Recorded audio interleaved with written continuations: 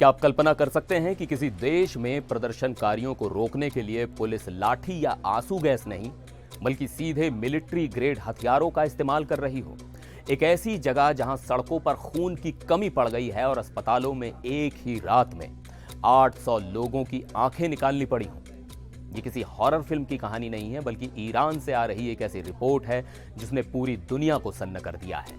एक तरफ इंटरनेट पूरी तरह बंद है तो दूसरी तरफ एक सीक्रेट रिपोर्ट बाहर आई है जो दावा करती है कि मरने वालों का आंकड़ा सैकड़ों में नहीं बल्कि 16,500 के पार जा चुका है।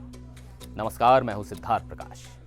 आज हम बात करेंगे ईरान के उस सच की जिसे दुनिया से छिपाने की पूरी कोशिश की जा रही है, लेकिन द संडे टाइम्स की एक रिपोर्ट ने उस पर्दे को पूरी तरह फाड़ दिया है। द संडे टाइम्स ने अपनी रिपोर्ट में एक बेहद डरावना दावा किया है। डॉक्टरों के एक नेटवर्क द्वारा तैयार की गई इस रिपोर्ट के मुताबिक ईरान में चल रहे मौजूदा विरोध प्रदर्शनों के दौरान कम से कम 16,000 प्रदर्शनकारी मारे गए हैं। जी हां, 16,500 लोग। और इतना ही नहीं, घायलों की संख्या करीब 3,30,000 बताई जा रही है। यह रिपोर्ट उन डॉक्टर्स ने तैयार की है जो ईरान के भीतर अपनी जान जोखिम में डालकर काम कर रहे हैं। चूंकि वहां 8 जनवरी से इंटरनेट लगभग पूरी तरह बंद है, इसलिए इन डॉक्टर्स ने यह डेटा स्टारलिंक सैटेलाइट टर्मिनल्स को स्मगल करके बाहर भेजा है। इस रिपोर्ट का सबसे विचलित करने वाला हिस्सा वो है जहां इंजरीज यानी चोटों का जिक्र है। रिपोर्ट कहती है कि सुरक्षा बल जानबूझकर लोगों की आंखों और चेहरों को निशाना बना रहे हैं। म्यूनिक के एक मेडिकल डायरेक्टर प्रोफेसर अमीर परास्ता ने बताया है कि इस बार मिलिट्री ग्रेड हथियारों का इस्तेमाल हो रहा है। गोलियां और छर्रे सीधे लोगों के सिर, गले और छाती पर मारे जा रहे हैं। अकेले तेहरान के एक आई हॉस्पिटल नूर क्लिनिक ने 7,000 आंखों की चोटें दर्ज की हैं।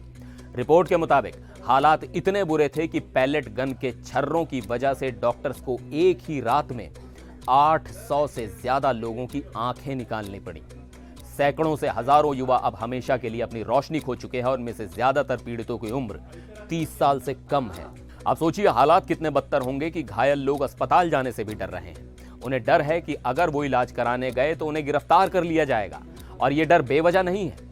चश्मदीदों ने बताया है कि सुरक्षा बल ऑपरेशन थिएटर से भी मरीजों को उठा ले जा रहे हैं। कई बार तो डॉक्टर्स को ब्लड ट्रांसफ्यूजन करने से भी रोका गया, जिस वजह से खून की कमी से कई मरीजों ने दम तोड़ दिया। यही नहीं, सड़कों से लाशें गायब की जा रही हैं और परिवारों से शव वापस देने के बदले भारी रकम मांगी जा रही है। हालांकि ईरान के सुप्रीम लीडर अली खामेनेई ने पहली बार माना है कि कई हजार लोग मारे गए हैं, लेकिन उन्होंने इसका ठीकरा प्रदर्शनकारियों और विदेशी ताकतों, खासतौर पर अमेरिका और इजराइल पर फोड़ा है। लेकिन डॉक्टर्स का यह लीक हुआ डेटा बताता है कि असलियत सरकारी आंकड़ों से कहीं ज्यादा खौफनाक है। मानवाधिकार कार्यकर्ताओं का कहना है कि इंटरनेट ब्लैकआउट और डर के कारण अभी भी हजारों मौतें और जख्म रिकॉर्ड ही नहीं हो पाए हैं।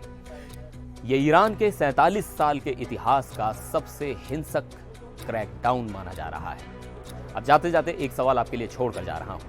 इंटरनेट शटडाउन और इतनी सख्ती के बावजूद जिस तरह डॉक्टरों ने जान पर खेलकर स्टारलिंक के जरिए यह सच दुनिया को बताया है, क्या आपको लगता है कि आज के डिजिटल दौर में किसी भी सरकार के लिए सच को पूरी तरह दबाना अब नामुमकिन हो गया है, या फिर दुनिया की चुप्पी ऐसे हालातों को और बढ़ावा दे रही है?